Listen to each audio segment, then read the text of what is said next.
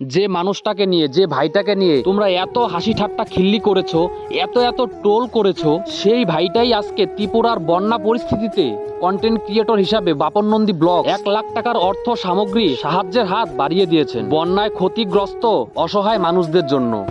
ওনাকে নিয়ে অনেক তো ট্রোল করি আমরা, তবে আজ এই ভাইটি আমাদের কাছে, আপনাদের কাছে, পুরা ত্রিপুরাবাসীদের কাছে প্রশংসনীয়।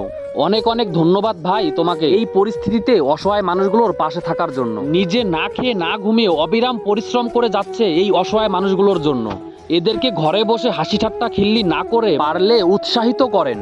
যারা যারা হাসি ঠাট্টা খিল্লি করছেন, হিংসা করছেন, ভগবান না করুক কোনোদিন হয়তো আপনিও অসহায়ের ভূমিকায় ত্রাণের আশায় থাকবেন। কিছু কিছু মানুষ আছে যারা নিজেও সাহায্য করবে না, আর অন্য কেউ সাহায্য করলে সেটাকে তারা কুনজরে দেখবে।